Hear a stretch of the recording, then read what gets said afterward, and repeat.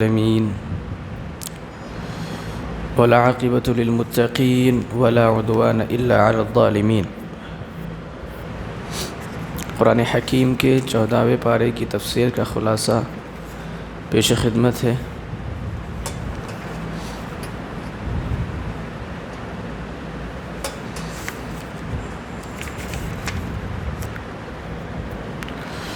ایک دعا کا ذکر کیا جا رہا ہے کہ رب اجعلنی مقیم الصلاة ومن ذریتی ربنا وتقبل دعا۔ اے اللہ تو مجھے اور میری ذریت کو نمازوں کے قائم کرنے والے بنا۔ حضرت ابراہیم اور اسماعیل کا ذکر لا کر کے ان کی اس دعا کو مقدم رکھا گیا کہ انسان کو ہمیشہ اپنے لیے رب سے دعا مانگتے رہنا چاہیے۔ جو عمل کر رہا ہے اس عمل میں استقامت کی دعا، اور اس کے بعد کہا گیا ربنا وتقبل دعا، اے اللہ آپ ہمارے دعاؤں کو قبول فرمائیے۔ تو سب سے پہلے کہ عمل کے مستقیم ہونے کے لیے دعا کرو کہ اللہ اس عمل پر ہمیں جمع دے، یہ توفیق دے کہ ساری زندگی اس عمل کو ہم کرتے رہیں۔ اور دوسری بات، جب یہ عمل ہم کر لیں تو اس عمل کو اپنی بارگاہ میں قبول فرما لیں، کیونکہ دو ہی چیزیں ہیں، ایک تو عمل کا ہونا اور دوسرا عمل کا قبول ہونا۔ عمل کا ہونے کے بعد عمل قبول ہوا کہ نہیں یہ ہم کو نہیں معلوم، تو سب سے پہلے عمل کا کرنا ضروری ہے۔ تو دعا کرو کہ عمل کرنے کی توفیق ملے، اور جب کر لو کہ دعا کرو کہ اللہ ہمارے عمل کو قبول کر لے۔ اس کے بعد کہا گیا والدین کے لیے دعا کریں کہ اللہ ہمارے والدین کی مغفرت کر دے۔ انسان جب مر کے دنیا سے چلا جاتا ہے تو کچھ نہیں لے جاتا سوائے تین چیزوں کے۔ اذا مات الانسان انقطع عنه عمله الا من ثلاث، الا من صدقة جاریہ او علم ينتفع به او ولد صالح يدعو له۔ صدقہ جاریہ کر کے گیا ہو، یا کوئی علم چھوڑ کے گیا ہو، یا پھر اس کے لیے نیک اولاد ہو جو اس کی دعائیں مغفرت کرے۔ اپنے والدین کے لیے دعائیں مغفرت کرتے رہنا چاہیے۔ اس کے بعد فرمایا جا رہا ہے دنیا میں آج ظلم ہو رہے ہیں، بہت زیادہ ظلم، ہر جگہ سے مسلمان پیسا اور کاٹا جا رہا ہے، کوئی احترام اور کوئی وقات مسلمانوں کی باقی نہیں رکھی گئی۔ ہر جگہ آپ دیکھیے، دنیا کے کسی بھی کونے کنارے سے مسلمان ذلیل و خوار ہیں، مسلمانوں پر ظلم ہے۔ تو اللہ کہہ رہے ہیں کہ یہ جو ظلم تم پر ہو رہے ہیں، تم یہ مت سمجھنا کہ ہم اس ظلم سے غافل ہیں، ہم کو معلوم نہیں ہے کہ تم پر کیا ہو رہا ہے، بلکہ ہماری نگاہ نے تو کائنات کے ذرے ذرے کو سامنے رکھا ہے۔ کائنات کے ہر ذرے پر ہماری نگاہ ہے، ہر چیز کو ہم دیکھ رہے ہیں، اور ان کا ظلم، ان کی زیادتیاں ہم سے بری نہیں ہیں، ہم سے چھپی ہوئی نہیں ہیں، ہم ان کی ہر زیادتی اور ہر ظلم کے اوپر پکی نگاہ رکھے ہوئے ہیں۔ اللہ کہتے ہیں ہم ان کو پکڑیں گے، بہت جلد پکڑیں گے، تم فکر مت کرو، تم اپنے اعمال کو درست کرو، اپنی زندگی کا محاسبہ اور جائزہ لو۔ تمہارے اعمال تو کہیں تمہارے اس وبال کا، تمہارے اس عذاب کی وجہ سے تو نہیں ہے، اپنے اعمال کا جائزہ لو۔ اللہ رب العالمین سب کچھ دیکھ رہا ہے، اور وہ رب دیکھنے والا ہے، سننے والا ہے، اور وہ رب جب کچھ کام کرنے پر آتا ہے تو بڑا معظم کام کرتا ہے، سازشیں کرنے والوں کی سازشوں کو ناکام کر دیتا ہے۔ اب اس کے بعد 14ویں پارے کے ابتدا کے ساتھ ایک سورت شروع ہو رہی ہے جس کو حجر کہا گیا، ہاء جیم را، ہے جیم رے مل کر کے یہ سورت ہے حجر۔ حجر کس کو کہا جاتا ہے؟ مکانن سکنت فیہا ثمود۔ حجر ان جگہوں کو کہا گیا جہاں پر ثمود، قوم ثمود نے اپنے گھر، اپنے محل تراشے تھے۔ قوم ثمود یہ ایک ایسی واحد قوم تھی دنیا کی جو ٹیکنالوجی میں اتنی آگے تھی کہ یہ لوگ پہاڑ کو تراش کر اس میں گھر بنا لیتے تھے۔ جی، پہاڑ کو تراش کر اس میں گھر بنا لینا یہ اس دور کی بہت بڑی سائنس تھی۔ آج پہاڑوں کو ہٹا کر گھروں کو بنایا جاتا ہے، وہاں پہاڑ ہی کے اندر گھر بنا لیے جاتے تھے۔ کس لیے؟ وہ اس لیے بنائے جاتے تھے تاکہ کوئی وبا، کوئی پریشانی، کوئی عذاب اور کوئی ایسی چیز جو ان کو ضرر پہنچائے ان تک نہ پہنچے۔ یہ پہاڑوں میں محل بنانے کا فلسفہ یہی تھا کہ دنیا کا کوئی بھی عذاب اور کوئی بھی نقصان ان کے دامن آنچل تک نہ پہنچے اور ان کے جمے ہوئے قدموں کو متزلزل نہ کر سکے۔ اسی لیے یہ لوگ کیا کرتے تھے، پہاڑوں کے اندر گھر تلاش کر کے رہتے تھے۔ اس سورہ کریمہ کے اندر ایک لفظ ایسا لایا گیا ہے کہ جو پوری قرآن میں کہیں نہیں ہے، ربما یود الذین کفروا لو کانوا مسلمین۔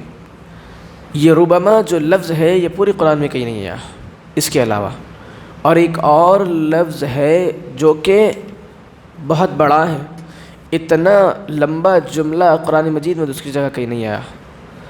وہ جملہ کیا ہے؟ فَأَسْقَيْنَاكُمُوهُ۔ دیکھیے، وَأَرْسَلْنَا الرِّيَاحَ لَوَاقِحَ فَأَنزَلْنَا مِنَ السَّمَاءِ مَاءً فَأَسْقَيْنَاكُمُوهُ۔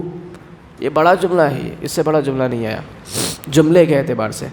تو کہا جا رہا ہے کہ ہم آسمان سے نازل کریں گے، ان پر برسائیں گے اور فَأَسْقَيْنَاكُمُوهُ ان کو پلائیں گے۔ تو یہ جو فَأَسْقَيْنَاكُمُوهُ والا جملہ ہے یہ اس سورہ کی خصوصیت پر دلالت کرتا ہے کہ یہ جملے کے اعتبار سے بڑا جملہ ہے جو کہ اس سورہ کریمہ آیا ہے۔ اچھا، ایک اور اس کی خصوصیت یہ کہی جا سکتی ہے کہ اللہ نے کہا الذین جعلوا القرآن عضین۔ یہ لفظ عضین بھی اسی سورہ مبارکہ کے اندر آیا، اس سے ہٹ کر کہیں نہیں آیا۔ تو یہ جو لفظ عضین ہے اس کے معنی کیا ہوتے ہیں ذرا سمجھیے۔ ٹکڑے ٹکڑے کر دینا، ایک چیز کو حصوں میں بانٹ دینا۔ ایک صاحب نے بڑی اچھی مثال دی کہ کھجور ہے، اس کو آپ نے دانت سے کاٹا، ایک حصہ ادھر رکھا، پھر کاٹا ایک حصہ ادھر رکھا، پھر کاٹا ایک حصہ ادھر رکھا۔ تو یہ جو کھجور کے آپ ٹکڑے ٹکڑے کر کے رکھ رہے ہیں، ان کو متفرق کر رہے ہیں، یہ عضین ہے، یہ عضین ہے۔ اور اس عضین کو قرآن کریم کے ساتھ جوڑ کر اللہ نے یہ بتایا کہ اگر اس کا خطاب اس آیت کریمہ سے مخاطب اگر مسلمان ہے تو مسلمانوں کا حال کیسا ہے۔ مسلمان قرآن کے کچھ حصے کو مانتے ہیں، کچھ کو نہیں مانتے، کچھ احکامات جو ان کی زندگی سے ملتے ہیں لے لیتے ہیں، اور جو ان کو ناگوار گزرتے ہیں، ان کے معاملات کے خلاف آتے ہیں، ان کو چھوڑ دیتے ہیں۔ تو مسلمانوں سے اگر اس آیت کریمہ کا خطاب ہے تو یہ کہا گیا کہ مسلمان ہیں جنہوں نے قرآن کو عضین کر دیا ہے، یعنی ٹکڑے کر دیے ہیں، کسی حصے کو جو ان کے مطلب کا ہو تو مان لیتے ہیں اور کوئی حصہ جو ان کے مطلب کا نہ ہو تو چھوڑ دیتے ہیں۔ یہ مسلمانوں سے خطاب ہو تو اس طرح کا خطاب ہے، اور اگر کفار سے ہو، کافرین سے ہو، تو ان سے خطاب کس طرح کا ہے؟ جب قرآن لایا گیا تھا، جب قرآن نازل ہو رہا تھا تو عرب کے کفار اور قریش مکہ کہا کرتے تھے کہ یہ قرآن جادو ہے، یہ کہانت ہے، اور یہ لفظ بازی ہے، یہ من گھڑک ہے جس کو محمد نے گھڑا ہے صلی اللہ علیہ وسلم۔ اللہ نے کفار کو مخاطب کیا، اگر یہ آیت کریمہ ان پر فٹ کی جائے تو اس سے معنی یہ ہوگا کہ انہوں نے قرآن کو جادو کہہ دیا، تو انہوں نے قرآن کو کیا ہے، سحر کہہ دیا، انہوں نے قرآن کو کہانت کہہ دیا، انہوں نے قرآن کو لفظی کہہ دیا۔ یہ حصے اور بکھرے انہوں نے اس طرح کے قرآن سے کر لیے۔ اور اہل ایمان سے اگر خطاب ہو تو پتہ چلا اہل ایمان کا حال یہ ہے کہ وہ کچھ حصے کو مانتے ہیں، کچھ کو چھوڑ دیتے ہیں۔ اس لیے اللہ بھی ہمارے کچھ حالات کو دیکھ رہا ہے اور کچھ کے اوپر تمہارے اعمال کی بنا پر گرفت کر رہا ہے، تمہارے اعمال کے ذریعے تمہیں چھوڑ رہا ہے۔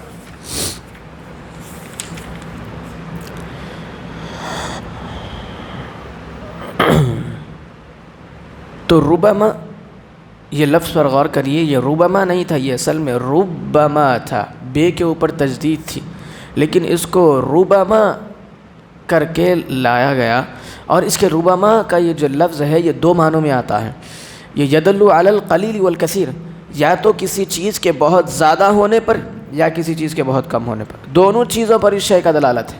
یا تو کسی چیز کے بہت زیادہ ہونے کو بتاتا ہے یا کسی چیز کے بہت کم ہونے کو بتاتا ہے۔ تو اللہ نے کہا کہ جو کافرین ہوں گے وہ روز محشر وہ لوگ کیا کریں گے؟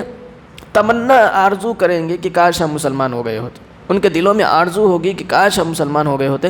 اللہ کہہ رہے ہیں بہت زیادہ آرزو ہوتی، بہت زیادہ آرزو۔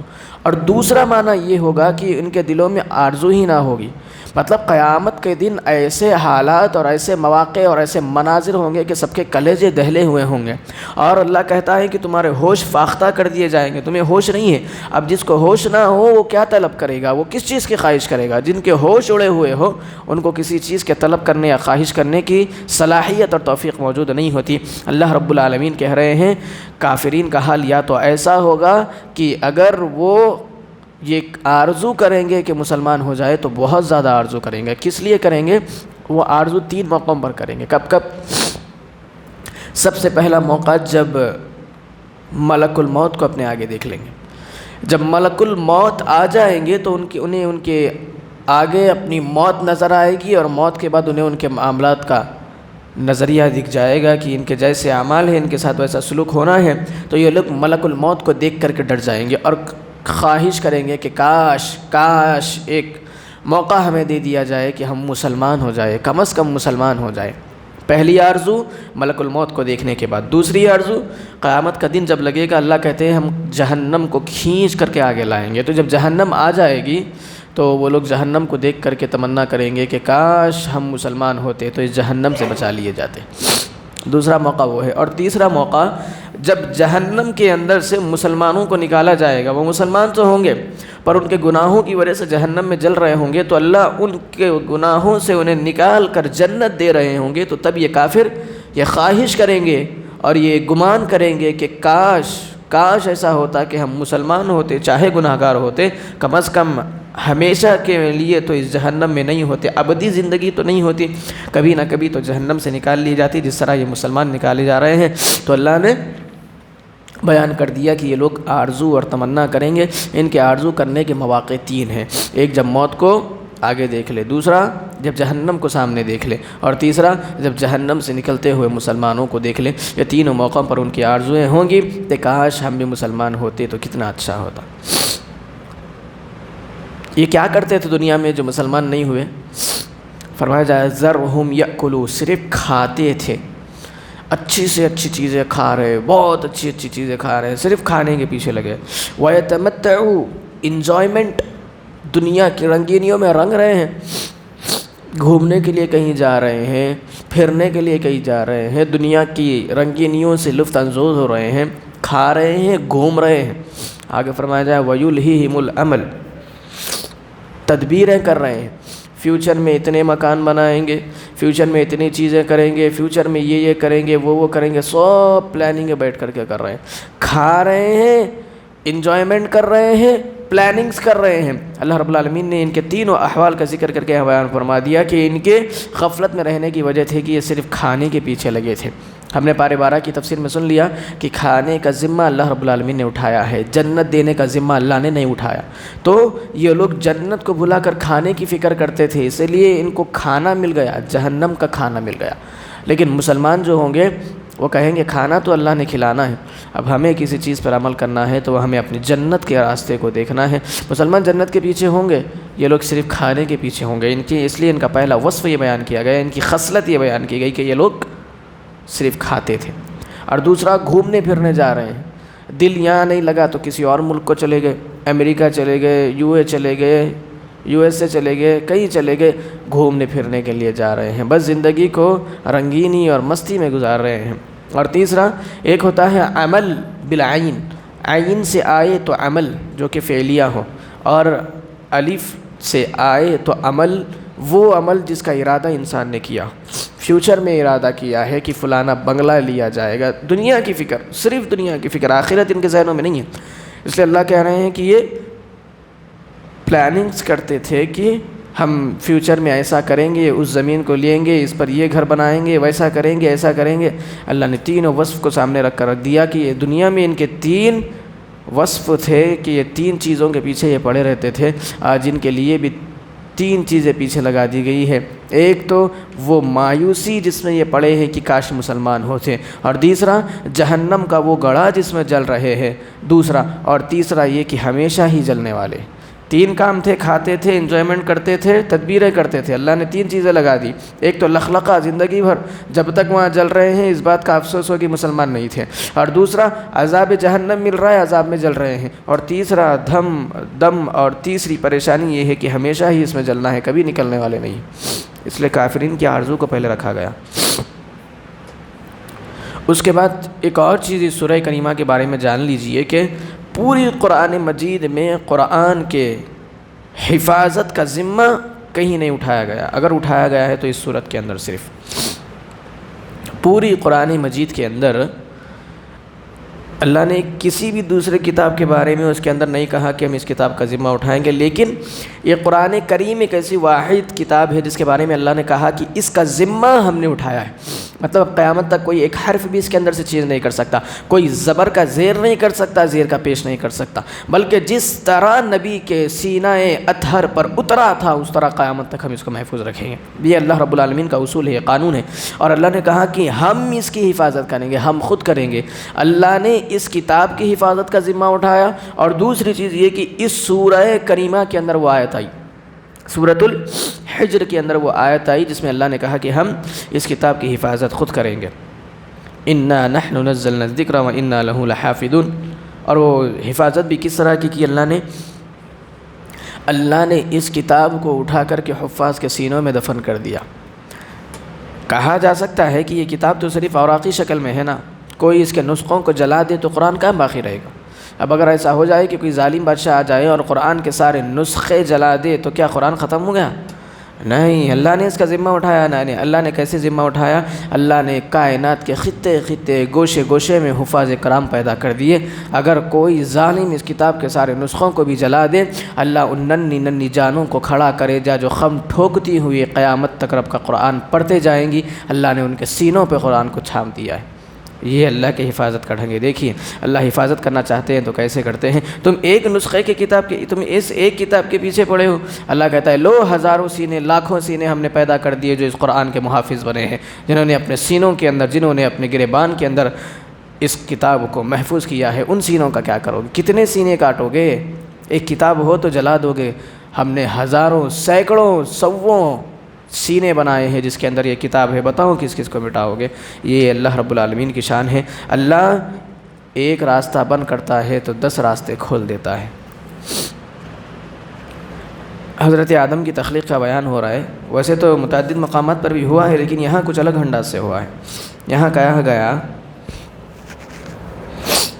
کہ اللہ نے آدم کے پتلے کو بنا دیا، اور جب پتلے کو بنایا تو اللہ نے اسے جنت میں رکھ دیا۔ پتہ یہ چلا کہ حضرت آدم کا پتلا بن کر کہاں تھا؟ جنت میں رکھا ہوا تھا۔ اور بنایا کس نے؟ اللہ نے اپنے ہاتھوں سے آدم کے پتلے کی تخلیق کی۔ شیطان آیا، مسلم شریف کی روایت ہے، یہ قصے شریف کی روایت نہیں، مسلم شریف کی روایت ہے۔ شیطان آ کر کے کھڑا ہوا، کہتا ہے ارے یہ کیا چیز بن رہی ہے؟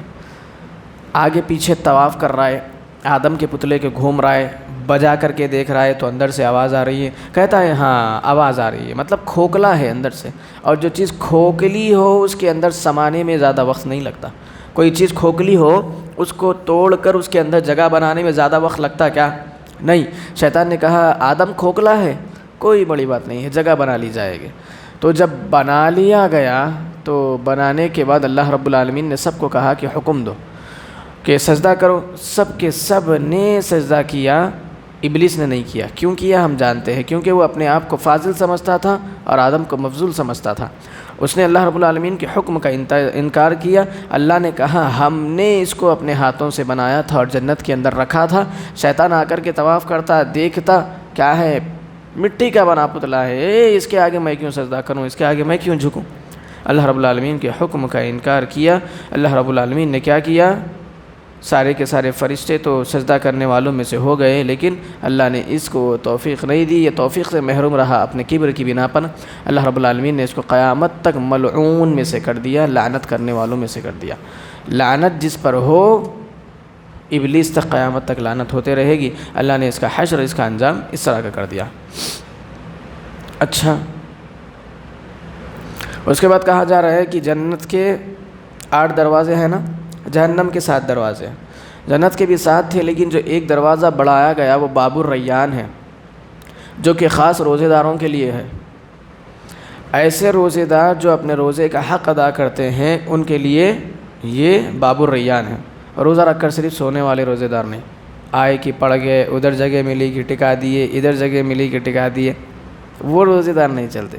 روزے دار وہ چلتے جنہوں نے اپنے روزوں کا حق ادا کیا ہے، ان کے لیے اللہ نے جنت کے اندر ایک گھر بنایا ہے، ایک دروازہ بنایا ہے جس کے ذریعے سے وہ داخل ہوں گے، جس کو باب الریان کہا جاتا ہے، روزے داروں کا دروازہ ہے۔ 7 دروازے تھے، اللہ نے ایک دروازہ اور بڑھایا، 8 دروازے ہو گئے۔ اچھا، اللہ رب العالمین نے کہا یہ 8 دروازے جنت کے لیے ہیں جس کے اندر سے تم داخل ہو گئے۔ اس کے بعد کہا نبئ عبادی انی انا الغفور الرحیم وان عذابی هو العذاب العلیم۔ اللہ کہہ رہا ہے کہ ہم جو ہے وہ بڑے غفور الرحیم ہیں۔ اے میرے بندو، تم سے کوئی غلطی ہوئی ہے تو ہم بڑے غفور الرحیم ہیں۔ آیت کریمہ پہ غور کرو، اللہ نے کہا انا الغفور الرحیم، ہم غفور الرحیم ہیں۔ اللہ نے جب رحمت کا ذکر کیا تو انا لا کر کے کہا کہ میں غفور الرحیم ہوں۔ اللہ نے جملے میں شدت اور قوت پیدا کی کہ دیکھو میں بڑا رحم کرنے والا ہوں، میں معاف کرنے والا ہوں۔ اور جب عذاب کی بات دوسری آیت کریمہ میں لائی تو اللہ نے کہا وَأَنَّ عَذَابِي هُوَ الْعَذَابُ الْأَلِيمُ، اور میرا عذاب جو ہے وہ بڑا دردناک عذاب ہے۔ یہ نہیں کہا کہ میں عذاب دینے والا ہوں، یہ نہیں کہا جیسا کہا نا انا الغفور الرحیم تو انا المعذب، یہ نہیں کہا کہ میں عذاب دینے والا ہوں۔ جب رحمت کا ذکر آیا تو اللہ نے کہا کہ میں غفور الرحیم ہوں، جملے کو مکمل کر دیا۔ اور جب بات آئی عذاب کی تو کہا دیکھو میرا عذاب سخت ہے۔ یعنی ایک ٹیچر اپنے استاد کو کہتا ہے بیٹے میں تم کو کبھی کچھ تکلیف نہیں دوں گا، میں تم کو اچھے سے پڑھاؤں گا، تم اچھے سے پڑھ لو، لیکن غلطی کرو گے تو دیکھو میں بڑی سخت مار ماروں گا، میں تمہیں دبا کے ماروں گا، چھڑی سے تمہاری پٹائی کروں گا۔ یعنی وہ شفیق استاد جو ہے وہ چاہتا ہی نہیں ہے کہ تم کو مارے، وہ چاہتا ہی نہیں ہے کہ تم کو مارے، بس جہاں مارتا ہے وہ مار نہیں ہوتی بلکہ تمہاری غلطی کی تنبیہ ہوتی ہے۔ اللہ رب العالمین تو خالق کائنات ہے جو بیان کرتا ہے کہ دیکھو میری رحمت اتنی وسیع ہے، میری رحمت اتنی بلند ہے، اور میں تم کو عذاب دیتا ہوں تو صرف تمہاری تنبیہ کے لیے دیتا ہوں، اور میں چاہتا ہی نہیں تو کہ تمہیں عذاب دو۔ تمہارے اعمال درست ہے تو اللہ کو کیا پڑی ہے کہ اللہ تمہیں عذاب دے۔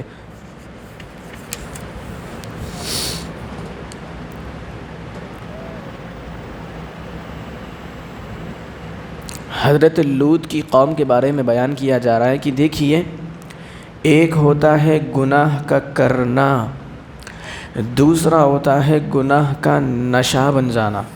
تو یہ جو قوم تھی انہوں نے گناہ کیا نہیں تھا بلکہ انہوں نے گناہ کو اپنا نشہ بنا لیا تھا۔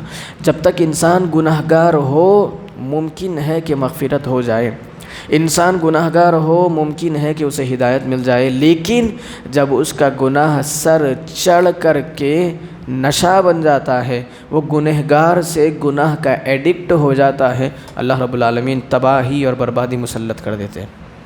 بہت پیارا نقطہ ہے، گناہ کا ہونا اس کے اوپر مغفرت کا ثبوت ہے۔ اگر گناہ نشہ بن جائے تو نشے میں انسان کو ہوش نہیں ہوتا، اور نشہ کئی بار انسان کو ہلاک کر دیتا ہے، تو گناہوں کو نشہ بننے مت دو۔ آج اللہ نے جو بچی کچھ عزت مسلمانوں کی باقی رکھی ہے وہ اسی لیے کہ مسلمان گناہ گار ہوئے ہیں پر گناہ کے نشیڑی نہیں ہوئے ہیں، انہوں نے گناہ کو نشہ نہیں بنایا ہے۔ تو جب تک گناہ نشہ نہیں ہے امت اسلام تمہارے پایا قدم زمین پر جمے ہوئے ہیں۔ جس دن تم نے یہ عمل کر لیا کہ تمہارے گناہ تمہارا نشہ بن گئے، اللہ صفحہ ہستی سے تم کو مٹا کر کے ہٹا دیں گے۔ گناہ کو نشہ مت بناؤ، گناہ کو گناہ ہی رہنے دو، ہر گناہ سے بچنے کی کوشش کرو، اور جب کبھی گناہ ہو جائے تو اس سے نکلو۔ حضرت لوط کی قوم کے بارے میں کہا جا رہا ہے کہ ہم نے ان کو کہا کہ نکل جاؤ، ہم اس بستی پر عذاب دینے والے ہیں، لہذا لوط تم اور اپنے نوجوانوں کو اپنے ساتھیوں کو لے کر کے نکل جاؤ۔ اب نکلے ہیں اور کہا دیکھو پیچھے پلٹ کر کے مت دیکھنا، پیچھے مت دیکھنا، جا رہے ہو سیدھا چلے جانا، پیچھے کون دیکھے گا؟ دو ہی لوگ دیکھیں گے، ایک جس کو یقین نہ ہو کہ عذاب آیا کہ نہیں، ایک جس کو یقین ہی نہ ہو کہ عذاب آیا کہ نہیں وہ دیکھے گا پیچھے پلٹ کے کہ عذاب آیا کہ نہیں، اور دوسرا جس کو اس کافر قوم سے، اس گنہگار قوم سے ہمدردی اور الفت ہوگی وہ پلٹ کر دیکھے گا کہ ارے عذاب آ تو نہیں گیا، کچھ ہو تو نہیں گیا۔ تو اللہ کہہ رہے ہیں کہ یہ دونوں کام مسلمانوں کو کرنا نہیں ہے۔ ایک تو یہ معلوم ہوا کہ اللہ پر ایمان ہو، جس کو ایمان نہیں ہوگا وہ پلٹ کر دیکھے گا کہ عذاب آیا کہ نہیں، اور دوسرا جس کو ان سے ہمدردی اور محبت ہوگی تو وہ پلٹ کر دیکھے گا کہ عذاب آ گیا ہے کہ یہ لوگ ہلاک تو نہیں ہوں گے۔ اللہ نے کہا یہ دونوں کے دونوں خصلتوں سے مسلمانوں تم بری ہو جانا، ٹھیک ہے؟ یہ دونوں خصلتیں مسلمانوں کے اندر نہیں ہونا، ایمان ہونا، ایمان لانے کے بعد عمل اس طرح کا ہونا۔ یہ لوگ ایمان لائے کہ عذاب آنے والا ہے اور عمل کیے اللہ کے حکم کے مطابق، پیچھے پلٹ کر نہیں دیکھے، کیا ہو گئے؟ کامیاب ہو گئے۔ اس کے بعد اللہ کہہ رہا ہے لعمرک انہم لفی سکرتہم یعمہون، جی اسی بات کا ذکر ہو رہا ہے کہ اے نبی تیرے عمر کی قسم ہے انہوں نے اپنے گناہوں کو اپنا نشہ بنا لیا تھا۔ اللہ پوری قرآن کریمہ میں اللہ نے اپنے نبی کے عمر کی قسم کھائی نہیں کھائی، اگر کھائی ہے تو سورۃ الحجر کے اندر کھائی، اور کہا اے نبی انہوں نے اپنے گناہوں کو اپنا نشہ بنا لیا تھا۔ آج کہیں ایسا نہ ہو جائے کہ ہمارے بھی گناہ ہمارے لیے نشہ بن جائے اور ہم بھی آنے والی قوموں کے لیے عبرت بن جائے یا ہمارا خاتمہ اس روئے زمین سے ہو جائے. ایسا نہ ہو مسلمانوں. وہ قوم جنہوں نے اپنے گناہوں کو اپنا نشہ بنا لیا تھا، اللہ نے ان کی داستان حیات کو، زندگی کو قرآن کا نقشہ بنا کر کے چھاپ دیا. مسلمان آج پڑھ رہے ہیں. اللہ نے ان کے بارے میں کہا اے نبی تیرے عمر کی قسم ہے انہوں نے اپنے گناہوں کو اپنا نشہ بنا لیا تھا. کہیں ایسا نہ ہو جائے کہ آنے والے قوموں کے لیے ہماری بھی داستانیں اسی طرح پڑھی جائے کہ ہمارے بھی گناہ نشہ ہو گئے تھے. اللہ ہم تمام کو گناہوں سے بچائے، آمین. چلو آگے وہی بات آ رہی ہے کہ یہ جو قوم تھی وَكَانُوا يَنْحِتُونَ مِنَ الْجِبَالِ بُيُوتًا آمِنِينَ، یہ پتھروں کو تراش کر گھر بنا لیتے تھے. بڑی ٹیکنالوجی ان کے پاس تھی. آج انجینئر پریشان ہیں کس طرح سے کیا جائے، لیکن اس زمانے میں اللہ نے ایسی طاقتور قوم پیدا کی تھی کہ وہ پتھروں کو تراش کر کے گھر بنا لیتی تھی. اچھا ایک بات پر غور کرو، اس زمانے میں اتنی زیادہ ٹیکنالوجی نہیں تھی، تو اس زمانے کے لوگوں کو اللہ اتنی صلاحیت دے سکتا ہے کہ وہ پتھروں کے اندر گھر بنا لے. اور جب وہ یہ صلاحیت کے مالک ہو گئے تو ان کے گناہوں پر اللہ ان کو صفحہ ہستی سے مٹھا سکتا ہے. اللہ نے چیخ کا عذاب ان کے اوپر نازل کر دیا. یہ گھر بناتے تھے کہ اگر ہمارے گھروں کے اندر کوئی طوفان آئے، سیلاب آئے تو ہمیں نقصان نہ ہو. اللہ نے ہوا کا عذاب دیا، اللہ نے چیخ کے عذاب کے ذریعے سے ان کو ہلاک کر دیا. مطلب اللہ کہیں سے موقع چھوڑتا نہیں ہے، اگر اللہ کو ہلاک کرنا ہو اللہ کہیں سے بھی ہلاک کر دیتے ہیں.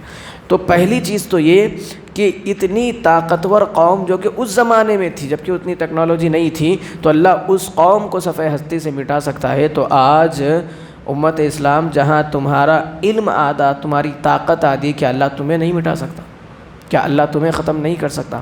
اللہ کو کرنا چاہے تو اللہ لمحے بھر میں تمہارا نام و نشان دنیا سے مٹا سکتا ہے. لیکن اللہ کو تم سے محبت رفت ہے، وہ اس لیے کیونکہ تم اس کے محبوب کے امتی ہو. آگے فرمایا جائے وَلَقَدْ آتَيْنَاكَ سَبْعًا مِنَ الْمَثَانِي وَالْقُرْآنِ الْعَظِيمِ، ہم نے آپ کو 7 بار بار پڑھی جانے والی آیتیں دی. واٹ از 7 بار بار پڑھی جانے والی آیتیں؟ کون سی آیتیں پڑھتے بار بار 7 بار بار کون سی 7 آیتیں پڑھی جا سکتی ہے؟ سورۃ الفاتحہ ہے جس کے 7 آیتیں بار بار پڑھی جانے والی ہے. اللہ نے کہا کہ دیکھو ہم نے آپ کو سبعا من المثانی، قرآن میں سے وہ 7 آیتیں عطا کی جو بار بار پڑھی جانے والی ہے. اور ان 7 آیتوں کی بڑی فضیلت ہے، بڑا مقام ہے، بڑی اہمیت ہے. والقرآن العظیم، اور مکمل کا مکمل قرآن مجید ہم نے عطا کیا ہے آپ کو. مکمل قرآن مجید ہم نے آپ کو عطا کیا ہے اور 7 بار بار پڑھی جانے والی آیتیں آپ کے لیے ہیں. آگے بیان فرمایا جا رہا ہے الذین جعلوا القرآن عظیم، ہاں انہی لوگوں کا ذکر ہو رہا ہے جنہوں نے قرآن کریم کو ٹکڑے ٹکڑے کر لیے. جیسے کہ بیان کر دیا گیا کہ اگر یہ خطاب مسلمانوں سے ہو تو حالت ایسی ہے کہ مسلمان کچھ حصے کو مانتے ہیں، کچھ کو چھوڑ دیتے ہیں، اپنے مطلب کا ملا تو کھا لیتے ہیں، نہ ملے تو تھوک دیتے ہیں. اسی طرح کفار سے اگر خطاب ہو تو اس بات کا خطاب ہو رہا ہے کہ یہ لوگ اس کو جادو کہتے ہیں، یہ لوگ اس کو کہانت کہتے ہیں، یہ لوگ اس کو لفظی کہتے ہیں، حالانکہ یہ کچھ نہیں ہے. اللہ رب العالمین نے کہہ دیا فَوَرَبِّكَ لَنَسْأَلَنَّهُمْ أَجْمَعِينَ عَمَّا كَانُوا يَعْمَلُونَ. اللہ رب العالمین نے یہ قرآن مجید تمہاری جانب نازل کیا ہے جو کہ شفا ہے، ہدایت ہے، رحمت ہے، برکت ہے. تم نہیں جانتے کہ اللہ رب العالمین نے اس کتاب کی کتنی عظمت اور بلندی رکھی ہے. اس کے بعد قرآن مجید میں بہت جگہ یقین کا لفظ آیا ہے، لیکن لفظ یقین ہر جگہ دوسرے معنوں میں ہے، لیکن یہاں جو معنی میں ہے وہ اس معنی میں ہے کہ موت. یہاں پر یقین سے مراد موت ہے. اللہ نے کہا فَسَبِّحْ بِحَمْدِ رَبِّكَ وَكُن مِّنَ السَّاجِدِينَ، آپ اپنے رب کی حمد تسبیح بیان کرتے رہیے اور اس کے لیے سجدہ کرتے رہیے. وَاعْبُدْ رَبَّكَ حَتَّى يَأْتِيَكَ الْيَقِينُ، اور آپ عبادت کرتے رہیے یہاں تک کہ آپ کو موت نہ آ جائے. سب سے پہلے کہا گیا کہ آپ اللہ کی حمد بیان کیجئے، اور ہم جب نماز شروع کرتے ہیں تو سب سے پہلے کہتے ہیں سبحانک اللہم وبحمدک وتبارک اسمک وتعالی جدک ولا الہ غیرک. تو سب سے پہلے اللہ کی حمد و ثنا، اللہ کے ذکر میں سب سے پہلے حمد و ثنا. دعا کے لیے ہاتھ اٹھائے تو سب سے پہلے اللہ کی حمد و ثنا کرے. اس کے بعد نبی کریم صلی اللہ علیہ وسلم پر درود بھیجے، اور جس دعا کے اندر درود شامل ہو اللہ کے رسول فرماتے ہیں وہ دعا سیدھا اللہ کے دربار میں جا کر کے رکتی ہے. اس کے پاس ٹکٹ ہے کہ یہ دعا کو سیدھا اللہ کے پاس ہی جانا ہے. اور جو شخص دعا نہیں بھیجتا، ایک شخص دعا کر رہا ہے، دعا کرتا جا رہا ہے، بہت کو دعائیں مانگ رہا ہے، اللہ کے رسول کہہ رہے ہیں اس کی دعا بھی آسمان میں اٹکی ہوئی ہے، اس کی دعا آسمان میں اٹکی ہوئی ہے. اللہ کے رسول نے کہا اگر یہ درود پڑھ لے گا تو اس کی دعا کو فرشتے آسمان میں لے کر کے چلے جائیں گے۔ آسمان میں گناہوں کو دعا روک لی جاتی ہے، اسی لیے جب بھی دعا کرو، اے امت مسلمان، اے سونے والے مسلمانوں، اے جاگنے والے مسلمانوں، تمام کے تمام جب بھی دعا کرتے رہنا تو اس بات کو ذہن نشین کر لینا کہ جب تم دعا کرو اللہ کی حمد کے بعد نبی پر درود ضرور بھیجو، کیونکہ نبی پر تم نے درود بھیج دیا، جو تمہاری دعائیں اب تک اٹکی ہوئی ہیں اللہ ان تمام کو اپنے دربار میں بلا لیں گے، فرشتے ان کی ٹکٹ چھول دیں گے، ان کے لیے دروازے کھول دیں گے۔ آج ہماری دعائیں جا تو رہی ہیں لیکن قبول نہیں ہو رہی ہے، کیوں؟ کیونکہ وہ اللہ تک پہنچی ہی نہیں ہے۔ تمہاری دعاؤں میں درود شامل نہیں ہے، ہاتھ اٹھائے تو اللہ وہ دے، اللہ کھانا دے، اللہ پانی دے، اللہ ایگزام میں پاس کر، اللہ اماں کو صحت دے، اللہ بابا کو صحت دے، اللہ سب دیتا۔ سب سے پہلے دعا کا حق تو ادا کرو۔ ٹرین میں بیٹھ کے منالی جائیں گے، سوچ رہے ہیں منالی کی ٹکٹ تو لیو، دعا کے لیے ہاتھ اٹھا کے مانگیں گے، سوچ رہے ہیں لیکن دعا قبول ہونے کی شرط بھی تو اپناؤ۔ جس نے اپنی دعا کے اندر درود کو شامل کر لیا اس کی دعا اللہ رب العالمین روکتے نہیں ہیں بلکہ سیدھا اپنے دربار میں بلا لیتے ہیں۔ اور کسی دنیا کے بادشاہ کے سامنے کوئی جا کر کے مانگے تو بادشاہ اسے خالی ہاتھ نہیں لوٹاتا، اور جب بادشاہ شہنشاہوں کے شہنشاہ کے دربار میں جب دعا جائے گی تو کیا خالی ہاتھ لوٹائی جائے گی؟ نہیں مسلمانوں، تو اپنی دعاؤں کے اندر درود کو شامل رکھو۔ جب اس بندے نے جو دعا کر رہا تھا اس نے درود پڑھ لیا، اللہ کے رسول نے کہا دیکھو اب فرشتوں نے اس کی دعا کو اوپر لے لیا۔ تمہاری دعاؤں کی قبولت نبی کے اوپر درود بھیجنے میں ہے۔ نبی سے کہا جا رہا ہے کہ آپ اللہ کی حمد و ثنا بیان کیجیے اور اللہ کے لیے سجدہ کرتے رہیے، اللہ کے لیے سجدہ کرتے رہنا۔ اور اس کے بعد کہا گیا وَاعْبُدْ رَبَّكَ، اپنے رب کی عبادت کیجیے، حَتَّى يَأْتِيَكَ الْيَقِينُ، یہاں تک کہ آپ کو موت آ جائے، آپ کو موت آ جائے۔ پتہ یہ چلا عبادت رمضان کی نہیں ہونا، پتہ یہ چلا عبادت صرف عید کے دن کی نہیں ہونا، پتہ یہ نہیں چلا کہ عبادت صرف کام ہونے کے بعد کی نہیں ہونا، پتہ یہ چلا تراویح صرف چھٹی ملنے کے بعد نہیں پڑھنا، پتہ یہ چلا کہ تمہاری زندگی کا ہر ہر ہر لمحہ جس میں تم نے عقل سنبھالی ہے، تم نے ضروری ہے کہ تم اللہ کی عبادت کرو۔ جی عبادت موت تک ہوتی، کھانا چھوٹتا کیا کبھی زندگی میں؟ ہم 10-12 سال کے تھے تو کھانا کھاتے تھے، 30 سال کے ہو گئے تو کھانا نہیں کھاتے، ایسا ہوتا کیا؟ نہیں نا۔ اب چھوٹے تھے تو تھوڑا کھانا کھاتے تھے، بڑے ہو گئے تو زیادہ کھانے لگے۔ اب 10 سال کے تھے تو کم کھاتے تھے، 20 سال کے ہوئے تو زیادہ کھانے لگے۔ تو جب کھانا ایک ضرورت ہے جس کے لیے انسان عمر کی قید نہیں دیکھتا، چھوٹا ہو تو کم کھاتا ہے، بڑا ہو جائے تو زیادہ کھاتا ہے، لیکن نماز کیسا ہے؟ 10 سال کے تھے تو ذرا ابا سے بابا سے ڈر کے آ کے پڑھ لیتے تھے، 18 سال 20 سال کے ہو گئے تو آج بابا کو ڈرا کے بھجا دیتے، نماز ہی نہیں پڑھتے۔ کھانے کی ضرورت ہے تو عمر کے بڑھنے کے ساتھ کھانے کا بڑھنا بھی ہو رہا ہے، لیکن کھانا تو ضرورت ہے، عبادت تو اصلیت ہے، عبادت تو اصل مقصد ہے انسان کی زندگی کا، لیکن کھانا ہم کھائیں گے، عبادت ہم نہیں کریں گے۔ آج یہی حال مسلمانوں کا ہے، تو اللہ کہہ رہے دیکھو تمہاری عبادتیں جمعہ والی، رمضان والی، یا عید والی، یا جنازے والی نہیں ہونا، تمہاری عبادتیں ہونا تو تمہاری موت تک آنا، تمہاری موت بھی اس حال میں ہونا کہ تم سجدے میں ہو، تمہاری موت بھی اس حال میں ہونا کہ تم رکوع میں ہو۔ اللہ اسی شاندار موت ہم تمام کو نصیب فرمائے، آمین۔ تو یہاں پر یقین کا جو معنی ہے وہ موت سے مراد لیا گیا ہے کہ دیکھیے یقین موت ہے، اور موت یقینی ہے، اسی لیے یقین کا لفظ لایا گیا۔ یقین لانے کی ضرورت کیا پڑی؟ موت یقین ہے، موت کے ہونے میں شک ہے کیا؟ نہیں نا، موت آنا ہے نا، تو موت یقینی ہے، اسی لیے اس کو لفظ یقین سے تعبیر کیا گیا ہے۔ اللہ نے کہا اے نبی عبادت کر اس وقت تک کہ تجھے موت نہ آ جائے۔ نبی کو قیامت تک اپنی موت تک جو ہے سو عبادت کرنے کا حکم ہے، اور امت اسلام آج کہتی ہے ایک رات میں عبادت ہو جاتی ہے، 1000 نوافلیں پڑھ لیے، 200 پڑھ لیے، کیا کیا کی کر لیے، نہیں معلوم اپنے کو۔ آگے چلیے، سورۃ النحل شروع ہو رہی ہے۔ اللہ کہہ رہے ہیں کہ تمہارا جو جانور ہے اس کے ذریعے سے تم، بھیڑ کی چمڑی ہے اس کے ذریعے سے تم اون بناتے ہو، سویٹر بنائے، جیکٹ بنائے، اور دوسرے جانور ہیں جن کی چمڑیوں کا بھی تم استعمال کرتے ہو۔ یعنی اللہ نے جانور کو دنیا میں بھیجا تو بھیجا نہیں بھیجا، اس کے اندر کا تم کھا لیتے ہو، اس کے باہر کا تم پہن لیتے ہو۔ اندر کا گوشت کھا لیے، باہر کا چمڑا لباس بنا کر کے پہن لیے، تو یہ تمہارے لیے فائدہ مند ہے کہ نہیں؟ ہے نا۔ اللہ کہہ رہے ہیں ہم نے تمہارے ہی لیے تو نکالے ہیں۔ اس کے بعد کہا گیا والانعام خلقھا، جب تمہارے چوپائیں چرنے کے لیے نکلتے ہیں تو اللہ کہہ رہے ہیں وہ منظر بڑا سہانا تمہارے لیے ہوتا ہے۔ اب انسان کی 100-200 بکریاں ہوں، 100-250 جانور ہو بڑے اور وہ چرنے کے لیے نکل رہے ہیں تو کیسا خوشگوار موسم ہوتا، کتنا اچھا منظر دکھتا کہ ہمارے اتنے جانور ہیں اور چرنے کے لیے جا رہے ہیں، اور جب چر کر آ جاتے ہیں تو تھوڑے موٹے تازے ہو جاتے ہیں، جب تو اور اچھے لگتے ہیں۔ تو اللہ کہہ رہے ہیں یہ جو مناظر تم دیکھتے ہو یہ تمہاری نگاہوں کو بڑی تسلی دیتے ہیں، تمہارے لیے بڑے اچھے ہوتے ہیں۔ اب اس کے بعد آگے فرمایا جا رہا ہے وَلَكُمْ فِيهَا جَمَالٌ حِينَ تُرِيحُونَ وَحِينَ تَسْرَحُونَ، وہ جب جاتے ہیں تب بھی خوبصورت لگتے ہیں اور جب لوٹ کر آتے ہیں تو اور ہی زیادہ خوبصورتی ان کے اندر آ جاتی ہے۔ اچھا، اب اس کے بعد کہا جا رہا ہے کہ گدھا، گھوڑا، والخیل والبغال والحمیر، گدھا، گھوڑا، خچر، لترکبوہا وزینہ، یہ ہم نے تمہارے لیے سواریوں کے لیے بنائی۔ پہلے گھوڑے بھی کھا لیتے تھے، لیکن اللہ نے جب کہا کہ نہیں گھوڑے سواری کے لیے رکھ لو نا، اتنے جانور کھا رہے ہیں، بکری تم کھا جا رہے ہیں، بھیڑ تم کھا جا رہے ہیں، بکرا تم کھا جا رہے ہیں، مینڈا تم کھا جا رہے ہیں، گائے بھینس تم کھا جا رہے ہیں، گھوڑوں کو تو چھوڑو، اللہ نے کہا یہ اپنی سواری کے لیے رکھ لو۔ تو گھوڑے، کچھر اور گدھے یہ سواری کے لیے خاص کر دیے گئے ہیں۔ آج بھی عرب کے کئی ممالک میں جو ہے سو گھوڑا کھایا جاتا ہے، پر مکروہ ہے، نہیں کھانا چاہیے، اللہ نے منع کیا ہے، اور قرآن کے اندر ممانعت آئی ہے کہ انہیں چھوڑ دو تو چھوڑ دینا، کیونکہ قرآن کے اندر اگر کسی چیز کی ممانعت آئی تو وہ اس کے حرام ہونے پر مبنی ہوتی ہے۔ اچھا، پھر اس کے بعد کہا گیا وَيَخْلُقُ مَا لَا تَعْلَمُونَ، اس دور میں سواریاں کتنی تھیں؟ اونٹ ہوتا تھا، گھوڑا ہوتا تھا، خچر ہوتا تھا، گدھا ہوتا تھا، یہی سواریاں تھیں۔ اس سے ہٹ کر مرسڈیز تھی کیا، R15 تھی، FZ تھی؟ نہیں، یہ سب گاڑیاں وہاں پہ نہیں تھے۔ تو اب کوئی یہ کہنے والے کہہ سکتا ہے نا کہ تمہارے اللہ نے تو صرف یہاں چند جانوروں کا ذکر کیا کہ یہ سواری ہے، جبکہ آپ کے رب کو تو تمام جہان کا علم ہے، کیا ہونے والا ہے، کیا ہو چکا ہے اور کیا ہوگا، سب کا علم ہے۔ تو اللہ نے یہاں پر مرسڈیز کا نام کیوں نہیں لایا؟ اللہ نے یہاں پر جیگور، فراری کا نام کیوں نہیں لایا؟ اللہ نے یہاں پر BMW کا نام کیوں نہیں لایا کہ یہ ساری سواریاں بھی ہیں؟ کوئی کافر سوال کر سکتا؟ جب آپ کے رب کو علم ہے تو کچھ سالوں کے بعد، 100 سال، 200 سال، 1400 سال کے بعد یہ چیزیں آنے والی ہیں، تمہارے رب نے کیوں بیان نہیں کیا؟ آؤ آگے ٹکڑے میں اللہ کیا کہتے ہیں، وَيَخْلُقُ مَا لَا تَعْلَمُونَ، اور ہم ایسی ایسی سواریاں نکالیں گے جس کا تمہیں علم نہیں ہے۔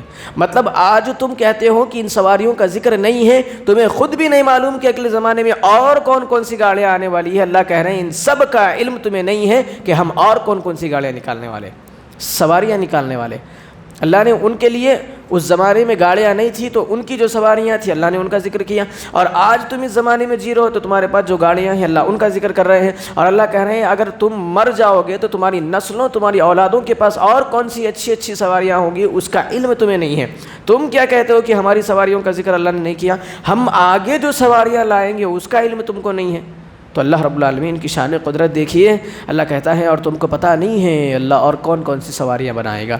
یہ قرآن کریم کی بات کرنے کا انداز ہے، بات کرتا ہے تو زیر کر دیتا ہے، ایسا جواب دیتا ہے کہ کوئی سوالی کا سوال پیدا نہ ہو۔ اچھا،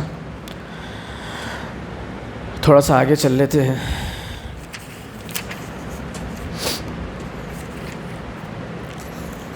پہلے جانوروں کا ذکر کیا گیا نا، چوپایوں کا، انعام، وَإِنَّ لَكُمْ فِي الْأَنْعَامِ لَعِبْرَةً، انعام کہتے ہیں چوپایوں کو، اونٹ، بیل، نر مادہ، یہ اونٹ، اونٹنی، گائے، بیل، بکری، بکرا، یہ جو ہے یہ چوپائے ہیں، یہ انعام ہے۔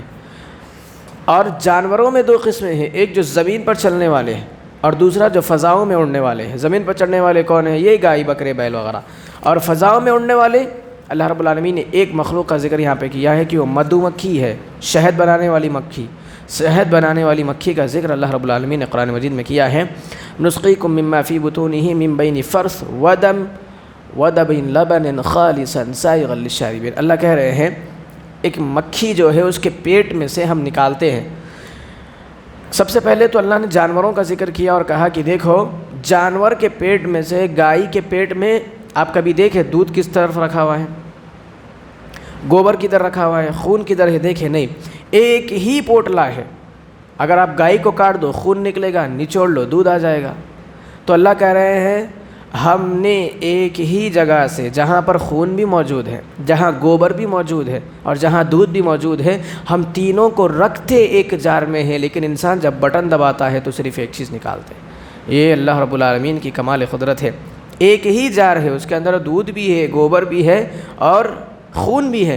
اللہ کہہ رہے ہیں تم بٹن دباؤ، ہم صرف دودھ نکال کر کے تم کو دے دیں گے۔ اور ہو بھی سکتا ہے کہ ایک جار میں ہو تو کسی اس میں دودھ میں ہو سکتا ہے گوبر کی خوشبو آ جائے، بو آ جائے، ہو سکتا ہے خون میں خون کی رنگت اور خون کا رنگ دودھ کے اندر آ جائے، لیکن اللہ کہہ رہے ہیں ہم نے رکھا ایک ہی جار میں ہے، لیکن جب تم دودھ نکالو گے تو نہ اس کے اندر گوبر کی بو پاؤ گے نہ خون کا ذائقہ پاؤ گے۔ یہ اللہ رب العالمین کا انداز ہے۔ اللہ کہہ رہے ہیں ہم وہ قادر ہیں جو رکھتے ایک ہی جار میں ہیں، ایک ہی جار میں سے نکالتے ہیں، لیکن جس کی تمہیں ضرورت ہے بس وہی نکالتے۔ کبھی آپ نے دیکھا کہ دودھ میں خون مل کے آ گیا ہو، کبھی آپ نے دیکھا گوبر کی بو یا گوبر مل کے آ گیا ہو؟ یہ اللہ رب العالمین کا نظام خالص ہے کہ اللہ رب العالمین اسی طرح نکالتا ہے جس طرح کہ تم چاہتے ہو، حالانکہ ایک ہی چیز اس کے اندر ہے، ایک ہی چیز میں یہ تینوں چیزیں موجود ہیں، لیکن اللہ رب العالمین کی قدرت کا کمال یہ ہے کہ اللہ رب العالمین جب نکالتا ہے تو صرف دودھ تمہارے لیے خالص کر کے نکالتا ہے۔ یہ اللہ رب العالمین کا علم کمال ہے۔ یہ کس لیے لاتے ہیں اللہ؟ ان فی ذلک لآیۃ لقوم یعقلون، تاکہ یہ عقل رکھنے والوں کے لیے نشانیاں کافی ہو جائیں۔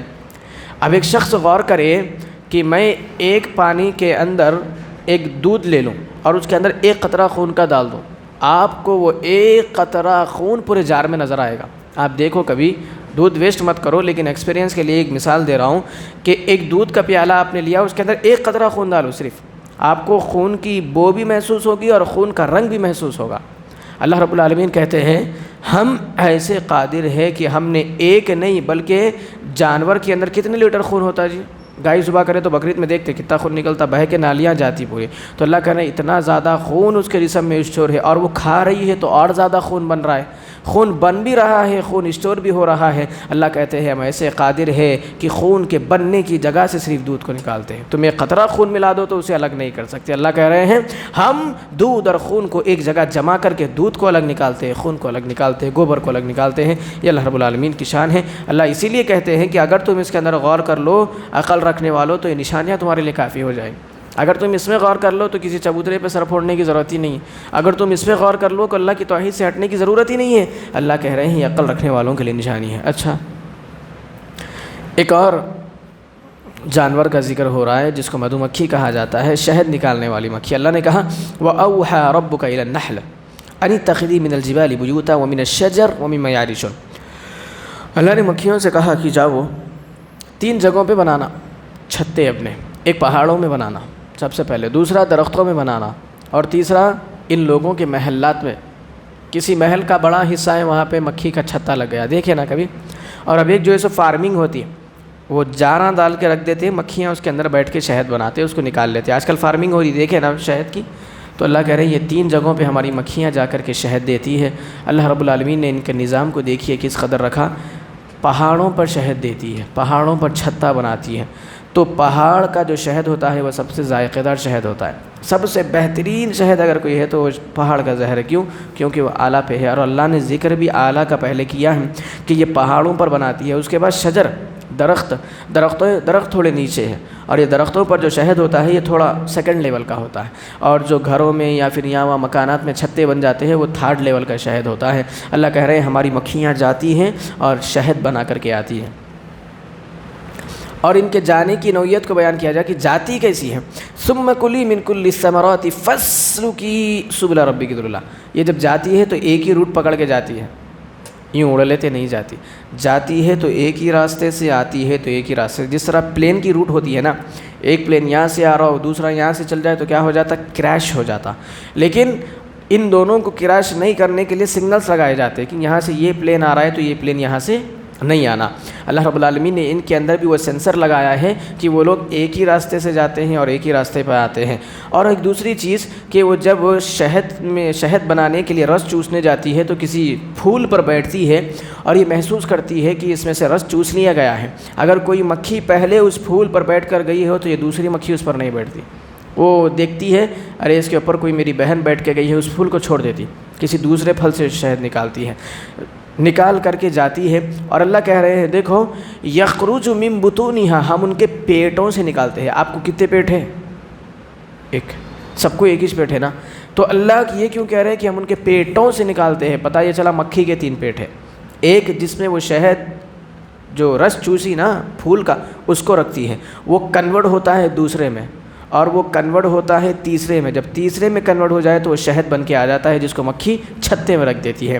تو معلوم یہ ہوا کہ مکھی کے 3 پیٹ ہیں، ایک میں جس میں وہ اپنا کھانا رکھتی ہے، دوسرے میں جس میں شہد رکھتی ہے، اور دوسرے سے تیسرے میں منتقل کر کے اسے شہد بنا کر کے چھتے میں ڈال دیتی ہے۔ اللہ کہہ رہے ہیں ہم ان کے پیٹوں سے نکالتے ہیں مختلف الوانہ، جن کا رنگ بھی تھوڑے الگ ہے، مختلف رنگ ہے۔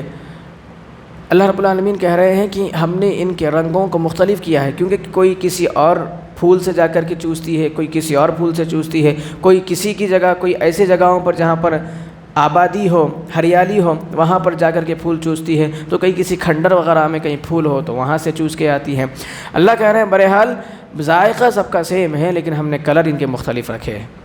یہ آج دنیا سیکھ رہی ہے، اس کے اندر کلر ڈال کے کھانے کا کلر الگ کر دیے، کسی مٹھے کے اندر کلر ڈال کے اس کو کلر الگ کر دیے۔ اللہ 1400 سال پہلے قرآن میں بتا دیے کہ دیکھو کلر چینج ہم کس طرح کرتے ہیں، ذائقہ تو اپنی جگہ ہے، ہم ہمارے ان مخلوقات کے پیٹوں سے جو شہد نکالتے ہیں ان کا ذائقہ اور ان کا کلر ہم چینج کر دیتے ہیں۔ اس کے بعد آگے فرمایا جا رہا ہے کہ دیکھو، اور ایک اور چیز مکھیوں کے تعلق سے آپ ذہن میں رکھیں کہ مکھی جس روٹ سے جاتی ہے اسی روٹ پر آ جاتی ہے، اور اگر کوئی مکھی ایسا پھول کا رس چوس کے آئے جو کہ چھتے کے لیے نقصان دہ ہو تو مکھیاں کیا کرتی ہے، اس مکھی کو مار کے ہکال دیتی ہے۔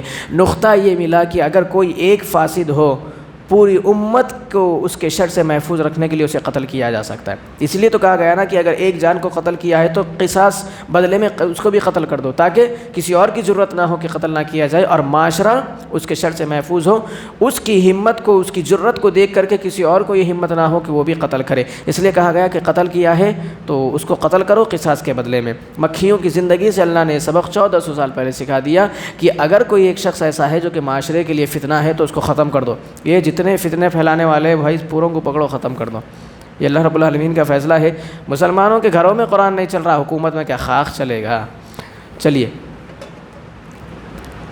آگے بیان فرمایا جا رہا ہے کہ کوئی مکھی اگر ایسا کیا بول رہا تھا، کوئی مکھی اگر ایسا پھول سے رس چوس کر کے آتی ہے جو چھتے کے لیے مضر ہو اور نقصان دہ ہو تو مکھیاں اسے مار کر کے باہر ہکال دیتی ہے، اسے چھتے کے اندر نہیں لیتی۔ اور مکھیوں کے اندر 3 کیٹیگریز ہے، ایک جو ہنی بی جس کو بولتے ہیں ایک رانی ہوتی جو بیٹھ کے آرڈرز دیتی اور 700 بچے دینا اس کا کام رہتا، بچے دینا حکم دینا، یہ 2 ہی کام اس کے رہتے۔ اور دوسرے ورکرز رہتے، ورکرز بھی کام کرنے والی مکھیاں جو جا کے شہد چوس کے لاتی۔ اور تیسرے رہتے ڈاؤن ٹو ارتھ، ان کا کام سونا رہتا خالی۔ افلاس یہ لوگ مکھیوں میں کے رہتے جو صرف سوتے رہتے، ان کا کام اس سے ہٹ کے کچھ نہیں رہتا۔ یہ لوگ آلسی لوگ رہتے مکھیوں کے اندر جو صرف آرام کرتے رہتے۔ 3 کیٹیگری سے، ایک جو رانی ہے، دوسری جو کام کرنے والی ہے، اور تیسری جو صرف آرام کرنے والی ہے، بہت سست ہے۔ اللہ رب العالمین نے کہا ہم ان تینوں کے ذریعے سے کام کراتے ہیں اور ہم تمہارے لیے خالص شہد نکال کر کے لاتے ہیں۔ اب اس میں ایک نوعیت یہ بیان کی گئی، ان فی ذلک لآیۃ لقوم یتفکرون، تاکہ غور و فکر کرنے والوں کے لیے یہ ہماری نشانیاں ہیں۔ اگر آپ غور و فکر کرنے والے ہیں، اللہ رب العالمین کی نشانیاں آپ کے لیے کافی اور شافی ہیں۔ یہ تھا مختصر سا خلاصہ جو کہ آگے تک نہیں پہنچا ہے۔ اللہ رب العالمین سے دعا کرتے ہیں اللہ رب العالمین ہم تمام کو نیک عمل کی توفیق دیں۔ کچھ حصے رہ رہے ہیں، اس لیے میں زیادہ تفصیلات میں نہ جاتے ہوئے نکات آپ کے آگے رکھ رہا ہوں۔ یہ تھا مختصر سا خلاصہ پارے 14 کا جو کہ آپ کے سامنے رکھا گیا۔ اللہ رب العالمین سے دعا ہے اللہ ہم تمام کو نیک عمل اور عقل سلیم کی توفیق دیں۔ آمین۔ وآخر دعوانا الحمدللہ رب العالمین۔